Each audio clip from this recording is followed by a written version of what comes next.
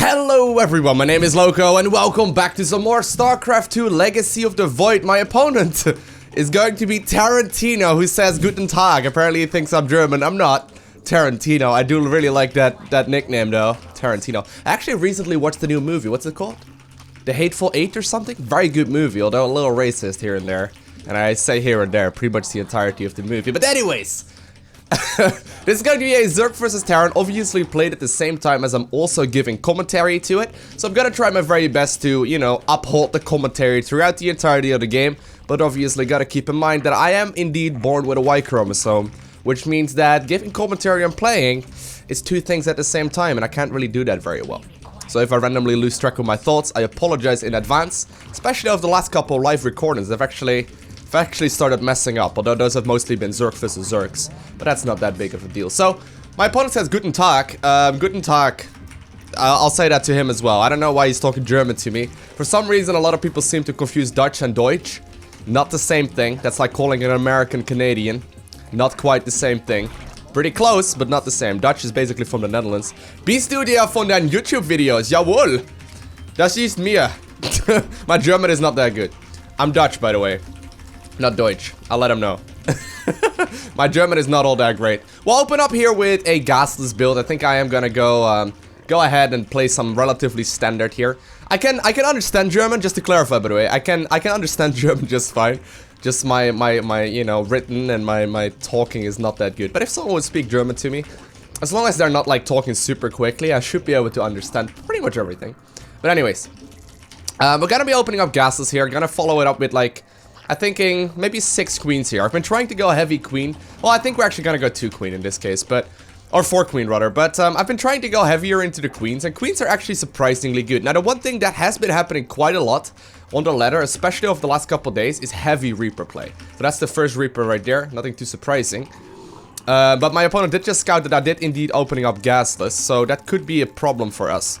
The fact of the matter is that, you know, a lot of Reapers can do a lot of damage now that they've got that mine added in Legacy of the Void. So we just need to make sure we get some reasonable crew spread going just to try and deal with that. Although he did expand immediately after it, so I don't think it's going to be that big of a deal. Gonna go up to 8 or 6 Zerglings here, which should be more than enough. And immediately queuing up the other queens as well. Alright. So that's one way to clean up some supply, I suppose. And we'll go ahead and transition towards a third right about right now. So very greedy third base here. The main reason for that is because I already have this many minerals. I may as well just go ahead and get the third. And if he's not going to be able to contest it, that's obviously going to be a great advantage for us. So I will be putting down 2 creep tumors with the next larva that pop off. And then we'll go ahead and also start up some gas geysers. So here we go. First gas geyser started. Gonna hit the inject in the main here as well. Hit the other inject in the natural. And keep on making drones. Keep on making drones. You can go to the natural now as well. So queens are very nice. The obvious reason for it is the fact that right now, Terran players are, you know, generally speaking, opening up 3 hatchery again, or 3 CC again. And that means they're basically allowing Zerg to, you know, not really get pressured all too much. Now, the fact of the matter is that queens don't cost any larva, which may, you know, sound very obvious, but it means you can make more drones. I am flying in this Overlord right now, just in case, to figure out what's going on. I really would like to see a starport. Do see a starport there, which could indicate a couple of things. Probably gonna be Liberator play at this point. Nothing too worrisome. We'll get another, you know, another spore in the main here just in case. And no 3rd CC yet, though. The 3rd CC is lacking.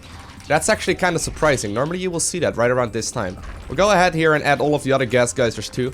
I am a little bit later on that than I ideally would have wanted to, but I think it's alright. I don't think it's that big of a deal. We need to make sure we get some vision out, just to kill with any kind of or deal with any kind of Liberator play. I got 1 spore crawler in the front. It could also be going for, you know, Liberator with a bunch of, you know, Hellbats and whatnot added, which would be unfortunate for us.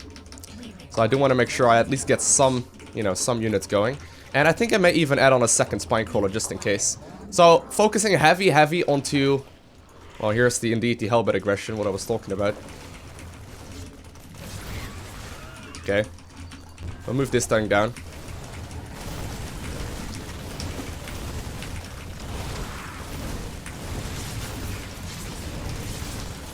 I wonder how aggressive he's really gonna be. I'll just take this base down as a follow-up. That's like a backup plan.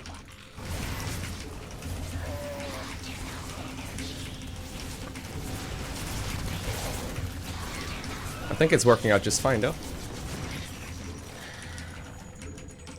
Although, obviously, this is going to be a bit of a trick. Hellbats are very good, but if they die, obviously they're less good, as you may have guessed. Surprise, surprise. We'll go ahead. Oh, snap. I actually thought I already had the lair up. Did I say I wanted to start a lair? I should have really started the lair earlier. Alright, well, we defended that without losing any workers. Obviously not ideal. He didn't end up going for Liberator, by the way. It just simply added on a medevac instead, which is fine. Guess we'll just drone up from here on out then. Let me get these dudes to to this third base, I suppose. Make sure they can start getting a couple more things. Getting Lingbane and Muta here. And we'll just start spreading as much creep as possible. Do need to do a little bit more scouting. Now, as you may have already noticed at this point, I definitely need to practice this a heck of a lot more, okay? Like, I am by no means playing this perfect yet. This is just a style that I've been trying to adopt more. And a style that's been working out relatively well thus far, but it's nowhere near perfect yet. So, you know, in case you were wondering why I'm making sloppy mistakes, or maybe you haven't even noticed any mistakes, that is why. The main thing that I'm trying to do, obviously... Oh, God, there's a lot of stiff moving across the map here.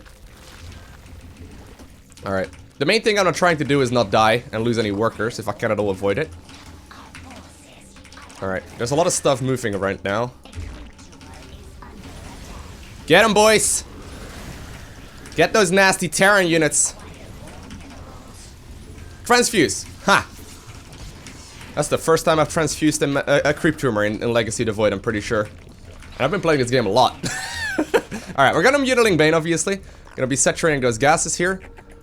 And we'll be heading for the fourth base here as well. I don't think he scouted that base yet, which is obviously great for us. Gonna get like a little buffer here as well, with like an extra hatchery. And we'll just start making sure that we hit all of the queen injects here. All of the queen injects. We did see he took his own gold base, which is a little annoying for us, but it means that we can start, you know, droning up that fourth a little greedier. He's not gonna be able to pull too much out of his head right now, just simply because, you know, he's been losing a couple units here and there, which just basically gives us a nice advantage. He obviously can still be pushing, but... I mean, it's pretty unlikely here. Saving up right now so I can make a couple of mutas at the same time. Or like all at once. And we'll saturate these gases as well. So obviously working on the creep spread as well. Creep spread is one of those things that I've been working on a lot as of late in particular. It's an extremely good skill to have. Oh man. Right before my Spire finishes up, he pushes in. I'm gonna need to hold this. I got a lot of fucking... or like, what are these things called? Yeah, we're fine.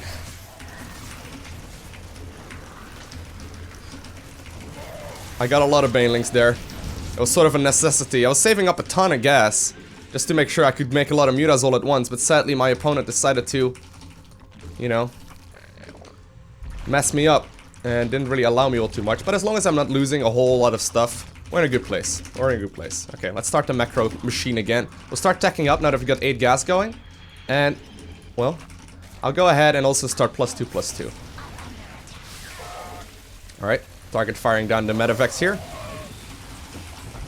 Medevacs are the one unit that Terran really cannot afford losing most of the time. So as long as I kill those first, you know, he doesn't really have anything to carry him towards the later stage of the game. Now, one of the things you may notice here as well is that I'm not really playing very aggressive. I'm trying not to play too aggressive here. I will just start doing a little bit of moving out, but I'm just basically spending my resources instead to try and get an extra base up and to slowly but surely tack up. And the reason for that is because engaging on creep is much easier, and I can likely, you know, get a guaranteed advantage if I just simply fight... Well, this is unfortunate. Very unfortunate. Wow. Alright, so we'll tack up to a hive here. Leave the whole Muta shenanigans alone. Go for +2 armor. Oh, man.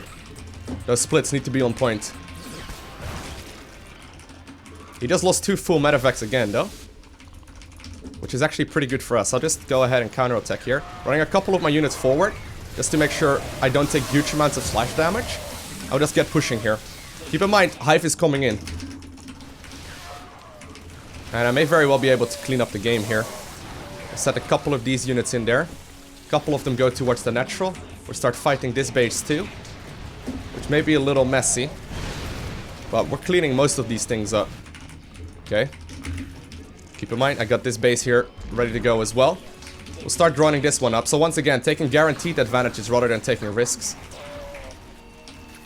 Okay, and my opponent just says GG. So, in general, a little more messy than I would have liked to, but it's practice, right? It's something I need to be working on. You could notice I was saving up resources right here to immediately start up +3/+3, go up to Hive, make sure that I can get some proper Hive units going. And even though we got sniped a little, I mean, there was no reason for me to lose my Spire here. I could have just simply had an Overlord out here, spotted that a little sooner, although he may have ended up killing that. And while my creep spread definitely wasn't perfect, Queen Injects were a little bit off, Queen Transfuses could have been a little bit better. All in all, the main goal, right, is to, in the end, win the Terran ladder points and take those to our collection. But most importantly, we're trying to just play a game where we don't lose any early game economy. We're basically just able to build that income tap and that we just simply, you know, win the game in a later stage. Alright, so here we are in the replay. I really quickly want to boost through this one just to sort of clarify my point. So, Zerg vs Terran is all about the economy, usually, okay? If a Terran player is able to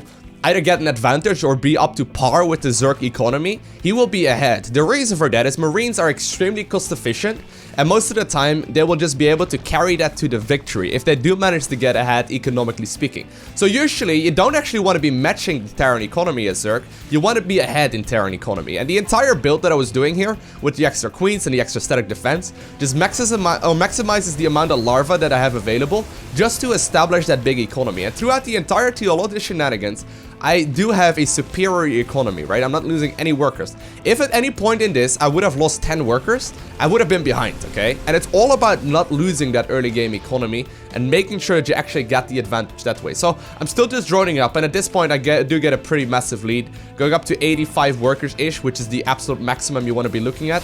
And at that point, like you can see, he hasn't messed with me, and while I'm not microing perfectly, and while I'm not trading 100% efficiently, and while I'm not scouting properly, and I end up losing my Spire for that, I just simply don't lose any economy, and therefore I just have too much stuff for the Terran player to deal with. So supply-wise, you can see it catching up really quickly here as well, up to the very point where I kill those 2 medevacs and realize, well, maybe it's about time I start looking across the map, and turns out we can just simply clean them up. So I hope this clarified at least the reason and the win condition that I went for in this particular game. Just establishing that superior economy, killing all the SCVs right here in the end, and just guarantee ourselves the victory by tacking up to a Hive, rather than to try and be aggressive and obviously deal with, you know, Widow Mines off creep, which is definitely a little bit of a risk. But anyway, I want to thank you guys all for watching. Have an amazing day. Do not forget to smile, and I will see you in the next video.